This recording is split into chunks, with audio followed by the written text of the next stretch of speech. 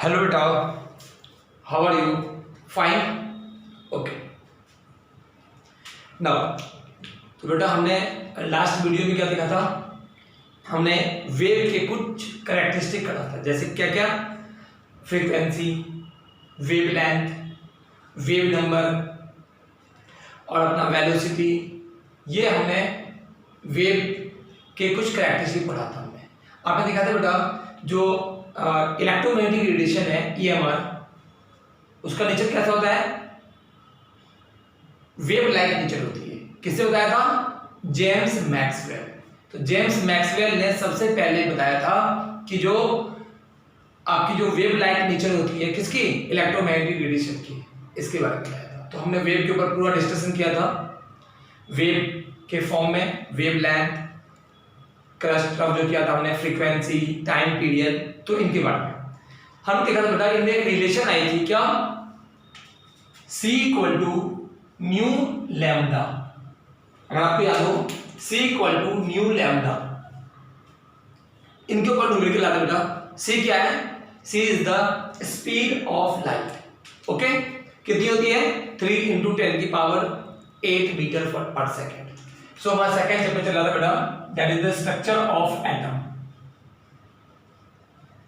Structure of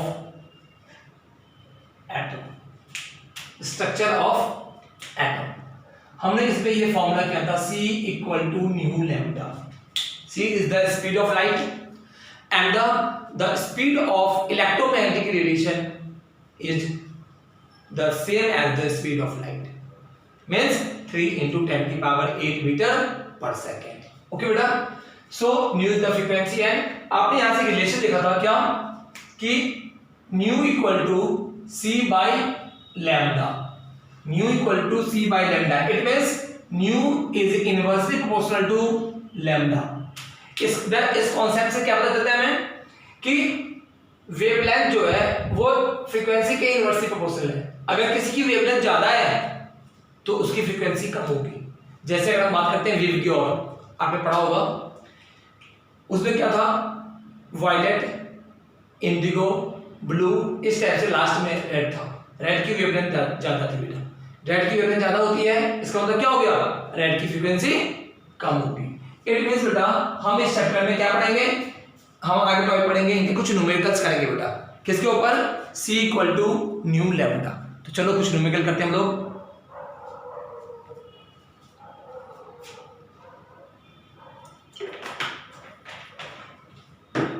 okay बेटा, now C equal to nu lambda. आ जाओ, कैसे? कोई क्वेश्चन है, हमें निकालना है what is the frequency of light having wavelength मानते हैं लोग 400 नैनोमीटर इज गिवन। तो पूछ रहा है फ्रीक्वेंसी कितनी होगी। ठीक है, वेवलेंथ ऑफ लाइट मींस यहां पे इन्होंने क्या दिया हुआ है? ओनली वेवलेंथ दिया हुआ है और पूछा क्या है? Frequency of light. सो बेटा हम इस वाले फॉर्मूले से हमें निकालना क्या? Frequency equal to C upon lambda. C यहां पे लाइट की स्पीड दे रखी है, आपको खुद ही एज्यूम करना होगा। तो nu equal to C 3 × 10⁸ upon lambda. The value of lambda is 400 nanometre. बेटा इसको चेंज कर दो नैनोमीटर को। याद है मैंने आपको केमिस्ट्री के जो फर्स्ट चैप्टर था उसमें बताया था मैंने आपको कि बेटा जब भी नैनोमीटर आए, नैनोमीटर को हम मीटर में चेंज करेंगे। नैनोमीटर, पिकोमीटर, एंगस्ट्रॉम, बेटा इसको ध्यान रखो इनकी वैल्यू को। क्यों? क्योंकि न्यूमेरिकल नंबर का यूज नहीं करते हैं। न्यूमेरिकल नंबर गिवन है तो इसको आप पहले किस में चेंज करोगे? इसको मीटर में चेंज करोगे। अगर पिकोमीटर में तो मीटर में 10⁻⁻12, अगर नैनोमीटर में तो मीटर में 10⁻⁻10 सॉरी 10⁻⁻10 किसका? एंगस्ट्रॉम का। सो बेटा ये अब यहां वैल्यू पुट कर दोगे आप 10⁻⁻9, इसको ये सॉल्व कर दोगे। सॉल्व करने पे जो भी आएगा दैट इज हर्ट्ज फ्रीक्वेंसी, तो उसकी फ्रीक्वेंसी इतनी होगी। तो इस टाइप के बेटा छोटी छोटी न्यूमेरिकल्स हैं, 1 मार्क्स में ये न्यूमेरिकल्स आ सकती हैं। इससे बेटा इनके प्रैक्टिस कर लो आप। एनसीईआरटी बुक में इनके क्वेश्चंस हैं अनसॉल्व में, मैं आपको वो अनसॉल्व क्वेश्चन बता दूंगा, वो आप उनकी प्रैक्टिस करोगे। ओके बेटा, नाउ अब हम स्टार्ट करते हैं particle like nature. Particle like nature of electron. Particles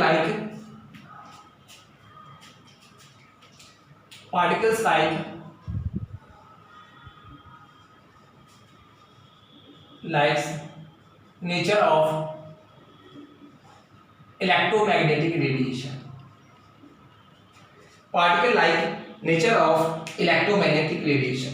so बेटा इसको ध्यान दो, जैसे कि आपको पता है कि जेम्स मैक्सवेल ने दिया था wave like nature. Particle like nature के लिए किसे दिया था? प्लैंक ने, प्लैंक क्वांटम थ्योरी। तो इसमें हम क्या पढ़ेंगे बेटा? That is Planck's quantum theory, that is Planck quantum theory.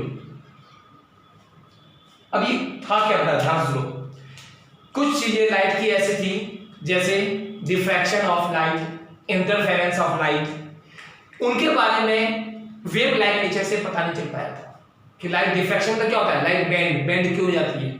तो कुछ ऐसी थी जो डिफ्रैक्शन, इंटरफेरेंस, ये सब क्या था बेटा? तो ये सब उसमें क्या था? ये डिफ्रैक्शन, ये इंटरफेरेंस, ये तो पता चली थी, लेकिन इसके अलावा इनके कुछ पार्टिकल लाइक नेचर, इनमें एनर्जी कहां से आई? सिंपल सी बात है। तो जो वेव लाइक नेचर है वो इंटरफेरेंस आपने बेटा इंटरफेरेंस का नाम सुना होगा। इंटरफेरेंस क्या होती है? Interference and diffraction, in property को ये शो करती है। कौन? EMR। तो इलेक्ट्रोमैग्नेटिक रेडिएशन बेटा ये डिफ्रैक्शन, इंटरफेरेंस, इन सब प्रॉपर्टी को शो करती थी। लेकिन कुछ प्रॉपर्टी ऐसी थी जैसे कि photo electric effect, black body radiation, मतलब वेव लाइक नेचर तो कर रही थी। इंटरफेरेंस क्या होता है बेटा? जब दो वेव आपस में कंबाइन होती है तो आपस में ऐड हो जाती है तो उनका वॉल्यूम तेज हो जाता है। जैसे आपने देखा होगा क्लास में यदि एक स्टूडेंट बोले उस केस में और 10 स्टूडेंट बोले उस केस में, दोनों केस में किस पे साउंड की स्पीड ज्यादा होगी? जब ज्यादा स्टूडेंट बोलते हैं। तो क्यों? क्योंकि एक स्टूडेंट बोलेगा उसकी वेवलेंथ, दूसरी उसकी एम्पलीट्यूड, दूसरा स्टूडेंट बोला उसका एम्पलीट्यूड, तीसरा बोला उसका एम्पलीट्यूड, वो सारे एम्पलीट्यूड ऐड होती जाती है। तो उसे क्या बोलते हैं? एडिटिव नेचर, मतलब इंटरफेरेंस ऑफ लाइट। डिफ्रैक्शन में क्या होता है बेटा? लाइट बेंड हो जाती है। इट मींस जो ये EMR है, इलेक्ट्रोमैग्नेटिक रेडिएशन है, वो डिफ्रैक्शन और इंटरफेरेंस को शो करता है। लेकिन कुछ black body radiation, photo electric effect, इन सब के बारे में वो नहीं बता पाया। कौन? जो वेव लाइक थ्योरी थी मैक्सवेल की। तो इसके बाद प्लैंक ने दिया बेटा प्लैंक क्वांटम थ्योरी। मैं बता दूं क्वांटम वर्ड किस लिए यूज करते हैं? क्वांटम का मतलब क्या होता है? सब माइक्रोस्कोपिक पार्टिकल्स, एटम की, जैसे इलेक्ट्रॉन। तो आपने पढ़ा होगा दो तरह की मैकेनिक्स होती है। कौन कौन सी? Classical mechanics and quantum mechanics. Quantum mechanics and classical mechanics, इन दोनों में डिफरेंस क्या बेटा? जो क्लासिकल मैकेनिक्स है उनमें हम लार्ज ऑब्जेक्ट के मोशन के बारे में पढ़ते हैं। मैकेनिक्स का मतलब क्या होता है? मैकेनिक्स मींस मोशन, कोई चीज अगर मोशन में होती है उसे बोलते हैं मैकेनिक्स। तो बेटा जो क्लासिकल मैकेनिक्स है, क्लासिकल मैकेनिक्स में हम किसके बारे में स्टडी करते हैं? लार्ज ऑब्जेक्ट अगर मोशन में हो, जैसे बस, ट्रक मूव कर रही है, तो वो क्या है? वो आती है क्लासिकल मैकेनिक्स के पार्ट में, जो आपने फिजिक्स में पढ़ती हो, और सिंपल मैकेनिक्स। और क्वांटम मैकेनिक्स में क्या पढ़ते हैं बेटा? हम क्वांटम मैकेनिक्स में मेनली हम इलेक्ट्रॉन्स के बारे में पढ़ते हैं, क्योंकि इलेक्ट्रॉन भी तो मूव करती है बेटा। जब इलेक्ट्रॉन मूव करेगी तो वो पार्टिकल भी मूव करती है। तो इनमें हम क्या करते हैं बेटा? क्वांटम मैकेनिक्स के बारे में पढ़ते हैं, इलेक्ट्रॉन की मूवमेंट के कारण। आपने देखा था electrons are moving around the nucleus in a circular path, move कर रही है इलेक्ट्रॉन वहां पे, तो वहां कौन सी ब्रांच में आएगी? क्वांटम मैकेनिक्स की ब्रांच में आएगी। तो बेटा क्वांटम का मतलब क्या होता है अभी हम डिस्कस करेंगे। प्लैंक क्वांटम थ्योरी, प्लैंक ने इन सब कॉन्सेप्ट के ऊपर ही बताया। तो सबसे पहले आ बेटा ब्लैक बॉडी। मैं आपको बता दूं ब्लैक बॉडी रेडिएशन। फर्स्ट इसमें ब्लैक बॉडी रेडिएशन। ये ब्लैक बॉडी रेडिएशन क्या है? नाम से लग रहा है ब्लैक बॉडी। इसका मतलब क्या हुआ?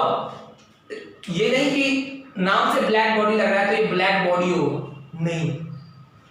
N ideal body ideal word लग गया बेटा, ध्यान रखना। आइडियल वर्ड बहुत ही रेयर केस में होती है। तो an ideal body which emit all frequency of light और which absorb all frequency of light, जो हर तरह की फ्रीक्वेंसी ऑफ लाइट को एमिट करे। जैसे आपने देखा होगा इलेक्ट्रिसिटी, आपने पावर ऑन किया, बल्ब ग्लो करना शुरू कर दिया, क्या हो गया? इसका मतलब वहां से वो लाइट एमिट हो रही है। जब वो लाइट एमिट होगी तो कुछ ना कुछ उसका क्या होगा बेटा? कुछ ना कुछ उसकी वेवलेंथ होगी, कुछ ना कुछ उसकी फ्रीक्वेंसी होगी।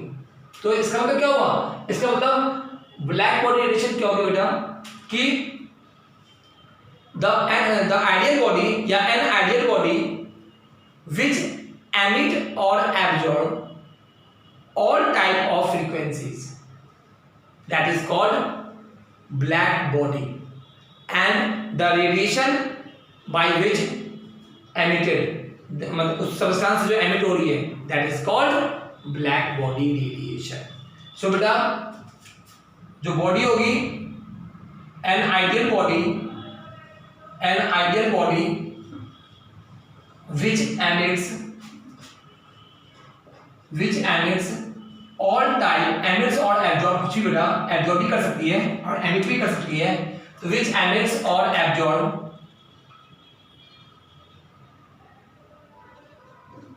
ऑल टाइप ऑफ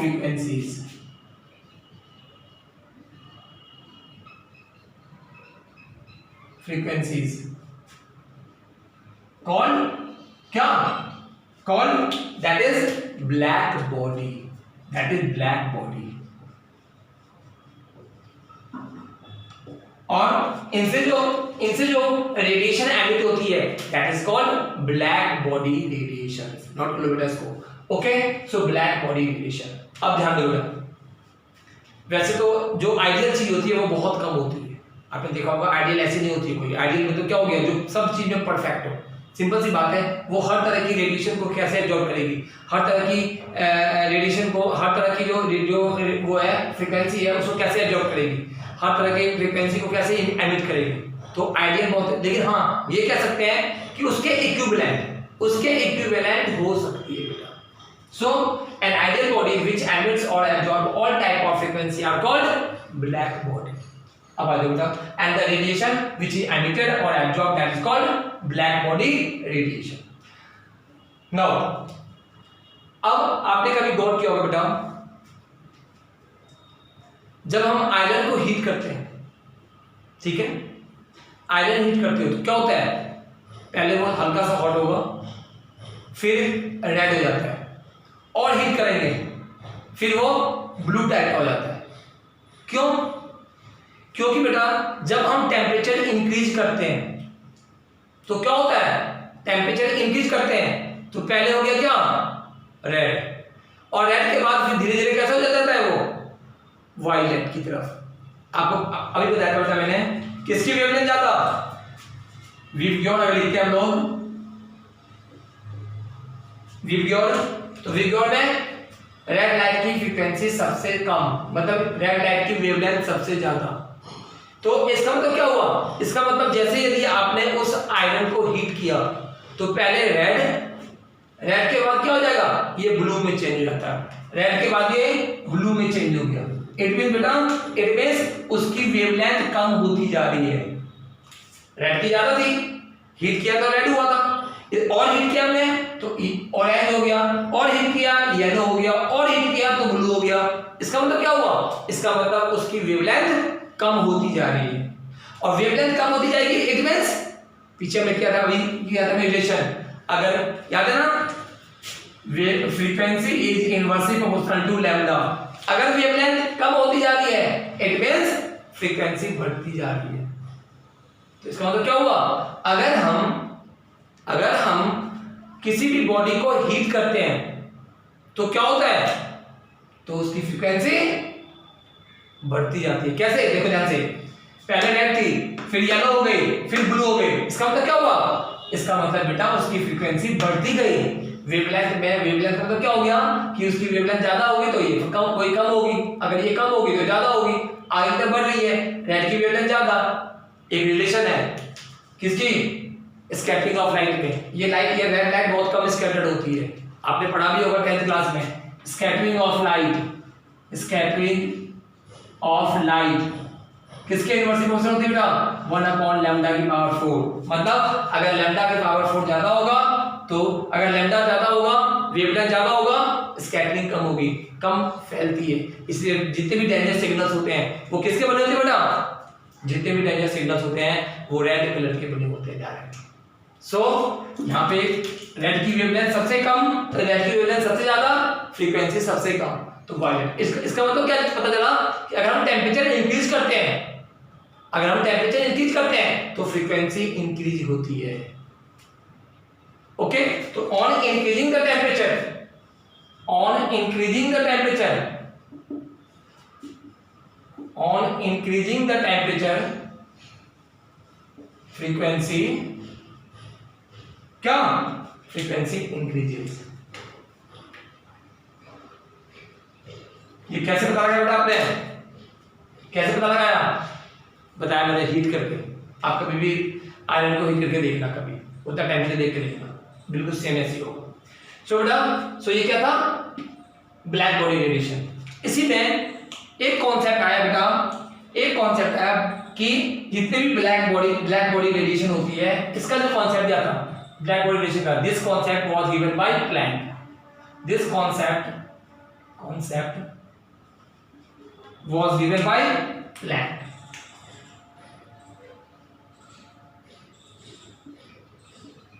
प्लैंक, इससे बोलते बेटा प्लैंक क्वांटम थ्योरी।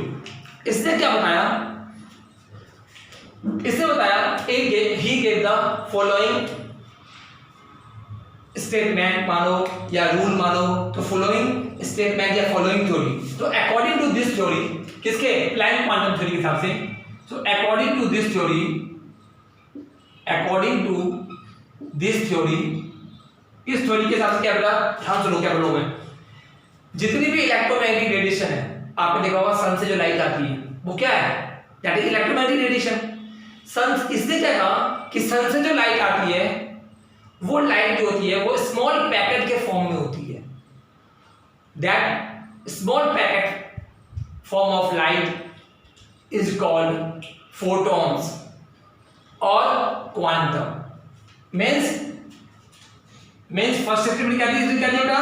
उसने दिया फोटॉन्स ऑफ लाइट। सो आप अगर देखोगे बेटा, जितनी भी एटम्स एंड मॉलिक्यूल होती है, जब उनको एनर्जी मिलती है तो क्या होती है? वो ये EMR इलेक्ट्रोमैग्नेटिक रेडिएशन एमिट करती है। आपने देखा होगा इलेक्ट्रिसिटी बल्ब को जलाते हैं और पावर ऑन करते हैं, जनरेट होती है, या वहां पे क्या होती है? वो भी तो लाइट जनरेट करती है। कहीं आप किसी लकड़ी को जलाते हो, वहां से आपने देखा होगा हीट के साथ साथ हीट निकलती है। हीट भी एक इलेक्ट्रोमैग्नेटिक रेडिएशन है, कल बताया था मैंने। हीट क्या है? कौन सा रेडिएशन बेटा? Infrared radiation. अगर आपको ध्यान तो इंफ्रारेड रेडिएशन वो एमिट करती है। ओके, सो इसमें तो क्या हो गया? अगर हम किसी भी चीज को जलाते हैं तो क्या होगा? उनके एटम्स एंड मॉलिक्यूल एक्साइटेड हो जाते हैं, उनमें एनर्जी आती है।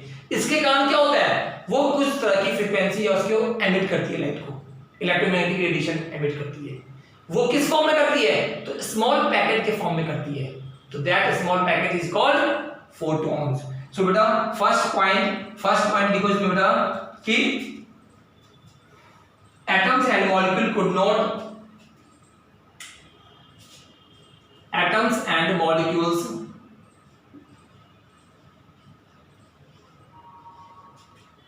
could emit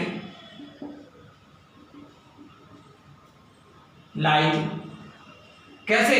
वो अपने आप एमिट नहीं करती बेटा, लाइट, और इसको हम एनर्जी बोल सकते हैं। एनर्जी, हम लाइट के फॉर्म पे एनर्जी बोल सकते हैं। एमिट एनर्जी क्या?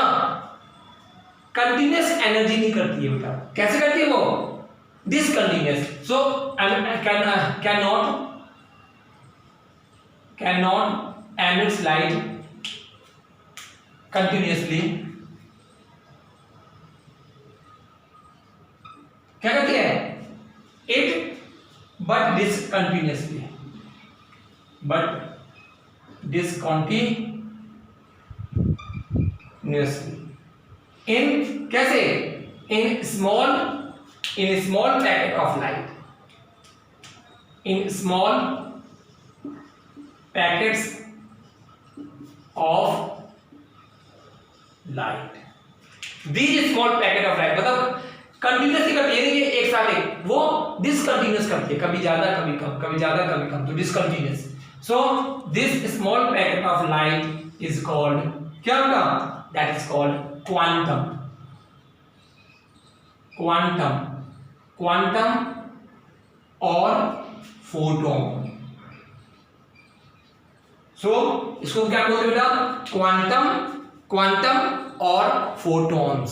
फोटोन वर्ड आया बेटा, तो फोटोन वर्ड किससे आया है, फोटो मीन्स लाइट, तो that is photons.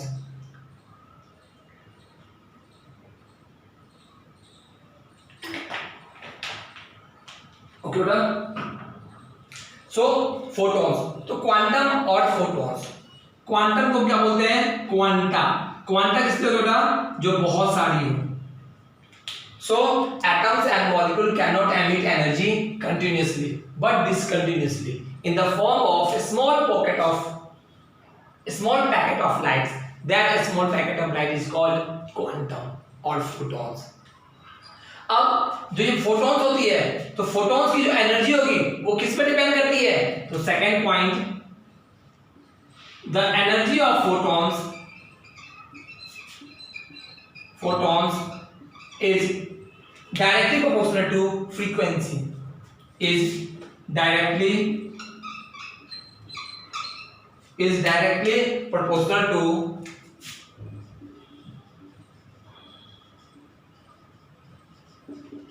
frequency. Means जिसकी फ्रीक्वेंसी ज्यादा होगी उसकी एनर्जी ज्यादा होगी. तो यहां से एक रिलेशन दिया क्या, E is directly proportional to nu. E is directly proportional to nu. Means energy of a photon is directly proportional to frequency. किससे प्रोपोर्शनल होती है, फ्रीक्वेंसी के प्रोपोर्शनल. आपने पढ़ा बेटा, जब भी प्रोपोर्शनल होती है, जब इस प्रोपोर्शनल को हटाते हैं तो क्या हो जाएगा, कुछ ना कुछ कांस्टेंट लेंगे, और यहां पे क्या लेते हैं हम लोग, h. So h is called Planck constant. Planck's constant. So h is called Planck constant. Okay बेटा, और h जब कांस्टेंट है, आपने देखा था बेटा कि जितनी भी कांस्टेंट होती है कुछ ना कुछ उस कांस्टेंट की वैल्यू होती है. जितनी भी कांस्टेंट होती है उस कांस्टेंट की कुछ ना कुछ वैल्यू होती है. तो इसकी भी कुछ ना कुछ वैल्यू होगी. कितनी होती है बेटा, तो h की वैल्यू होती है 6.6 into 10 की power -34 joule second. Okay, so h equal to 6.6 into 10 की पावर -34 जूल सेकेंड. अब एक चीज ध्यान दो बेटा, अब जैसे मैंने आपसे पूछा, इस फॉर्मूले को हम उसमें चेंज कर सकते हैं. किसमें, आपको पता है बेटा, न्यू इक्वल टू क्या होता है formula, nu equal to C upon lambda. Nu equal to C upon lambda. तो क्या हो जाएगा, यहां पे क्या हो जाएगा, ये E equal to XC upon lambda. क्यों, क्योंकि आपको पता है बेटा कि ये न्यू की वैल्यू कितनी होती है, न्यू इक्वल टू, अभी लिखा हमने nu equal to C upon lambda, वो वैल्यू पुट कर दिया हमने. तो E इक्वल टू क्या आ गया बेटा, XC upon lambda. So E equal to HC upon lambda. अब बेटा इसको ध्यान दो, अगर मैंने आपको दे दिया कि दो लाइट है, light A and B. Okay, मैंने कहा the frequency of A is greater than frequency of B.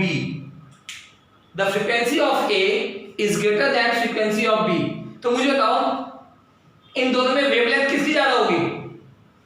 अगर मैं बोल रहा हूं कि frequency of A is greater than frequency of B, तो इन दोनों में वेवलेंथ किसकी ज्यादा, इसकी ज्यादा। क्यों? क्योंकि बेटा बताया मैंने यहाँ पे frequency is inversely proportional to wavelength. अगर मैं बात करूं तो इन दोनों में किसकी फ्रीक्वेंसी ज्यादा, तो बेटा इन दोनों में फ्रीक्वेंसी इसकी ज्यादा है, तो वेवलेंथ किसकी ज्यादा, इसका उल्टा हो जाएगा। इट मींस बी की वेवलेंथ ज्यादा हो जाएगी किससे, ए से। बी की वेवलेंथ ज्यादा हो जाएगी किससे, ए से। तो मतलब अगर ये दो लाइटें हैं ए एंड बी, मैंने ऐसे एज्यूम कर लिया बेटा A and B, reasoning question इस टाइप से आ सकते हैं बेटा, ध्यान रखना बहुत पूछे जा सकते हैं इस टाइप के रीजनिंग क्वेश्चंस। मान लो एक लाइट है, ए की फ्रीक्वेंसी ए है, एक की फ्रीक्वेंसी बी है, दो लाइटें ए एंड बी, फ्रीक्वेंसी इसकी ए है, इसकी न्यू बी है। मैंने क्वेश्चन में दिया आपको कि frequency of A is greater than frequency of B, तो किसकी वेवलेंथ ज्यादा, तो यहाँ पे इनवर्सली प्रोपोर्शनल होती है वेवलेंथ के, तो क्या हो जाएगा, अगर इसकी फ्रीक्वेंसी कम है तो इसकी वेवलेंथ ज्यादा। अच्छा अब मैं पूछ रहा हूं किसकी वेवलेंथ, किसकी एनर्जी ज्यादा, इन दोनों में एनर्जी बेटा किसकी ज्यादा होगी। अगर हम बात करते हैं कि अब जैसे मान लो यहाँ पे न्यू ए ग्रेटर देन, तो अगर मैं पूछूं इन दोनों में किसकी एनर्जी ज्यादा, तो कहां हो गए, प्लैंक क्वांटम थ्योरी पे। प्लैंक ने क्या कहा था, E is directly proportional to nu, means जिसकी फ्रीक्वेंसी ज्यादा उसकी एनर्जी ज्यादा। तो इनमें दोनों में से किसकी एनर्जी ज्यादा, सिंपल सी बात है जिसकी फ्रीक्वेंसी ज्यादा, इट मींस बेटा फ्रीक्वेंसी ऑफ ये ए की, तो इसका मतलब क्या हो गया, ए की ज्यादा है तो एनर्जी ए की ज्यादा हो जाएगी। सो ये फ्रीक्वेंसी की टर्म में गिवन है, फ्रीक्वेंसी ये गिवन है बेटा, ये वेवलेंथ के फॉर्म में हमने फाइंड किया, ये हमने वेवलेंथ के फॉर्म में फाइंड किया, और ये एनर्जी के टर्म में। तो बेटा इस टाइप की ये रीजनिंग क्वेश्चन आपको पूछा जा सकता है, ध्यान रखना 1 मार्क्स में। बहुत सिंपल है बेटा, बहुत सिंपल है ये, इनको नोट कर लो आप लोग अपनी कॉपी में। और कुछ मैं होमवर्क दे रहा हूं आपको, ये आपको होमवर्क करना है अपनी कॉपी में, फिर इसके बाद हम photo electric effect next video में देखेंगे। सो बेटा इसको नोट कर जल्दी, नोट करने के बाद में कुछ क्वेश्चन दे रहा हूं आपको क्वेश्चन करने के लिए, नेक्स्ट कर दो बेटा। तो पार्टिकल लाइट नेचर में सबसे पहले क्या आया, ब्लैक बॉडी रेडिएशन। किसने दिया था, पार्टिकल लाइट नेचर में ब्लैक बॉडी रेडिएशन किसने दिया था, प्लैंक ने। सो इसे बोलते हैं Planck quantum theory, Planck quantum theory. Black body क्या होती है बेटा, वो आइडियल बॉडी जो हर तरह की फ्रीक्वेंसी को एब्जॉर्ब कर सके या एमिट कर सके, हर तरह की फ्रीक्वेंसी को एमिट कर सके या एब्जॉर्ब कर सके, that is called black body. और ऐसी बॉडी जो इस टाइप की प्रॉपर्टी शो करेगी, हर तरह की फ्रीक्वेंसी को एब्जॉर्ब करना या एमिट करना, तो वो क्या कहते हैं उसको हम, ब्लैक बॉडी रेडिएशन। चलो बेटा ये होमवर्क सीख लो आप लोग, जो क्वेश्चन आप करोगे। Question number 1, what is black body radiation, what is black body radiation, okay, what is black body radiation. Second,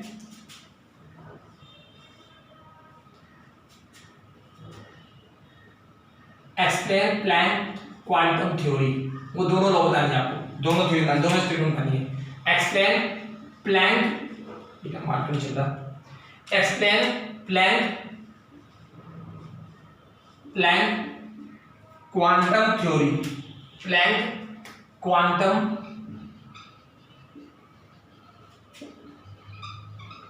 theory. Third, मैं बेटा आपको फ्रीक्वेंसी दे रहा हूं, frequency is given 300 hertz, frequency है बेटा ये, फ्रीक्वेंसी इज गिवन 300 हर्ट्ज। आपको निकालना क्या है, वेवलेंथ, और सी की वैल्यू बताइए आपको, वो पुट करोगे। ओके बेटा, नाउ ये आप इतने क्वेश्चन में 3 ही क्वेश्चन कर लो, इनकी प्रैक्टिस, इनको होमवर्क में कर लेना बेटा। 3 और 4 क्वेश्चन, 5 क्वेश्चन दे देना होगा मैं। तो ये फर्स्ट है what is black body radiation, second explain Planck quantum theory, और थर्ड अगर फ्रीक्वेंसी गिवन है, फ्रीक्वेंसी अगर 300 हर्ट्ज है तो वेवलेंथ कितनी होगी, ये आपको फाइंड करनी है। और बेटा इसके साथ साथ आपको पता है ना ये क्वेश्चन करके, और आपको क्या करना है, complete notes,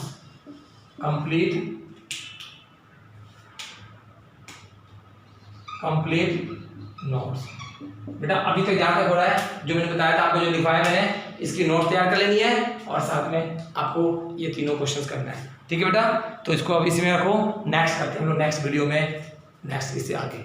okay, photo electric effect करते हैं हम लोग नेक्स्ट वीडियो में। ओके बेटा।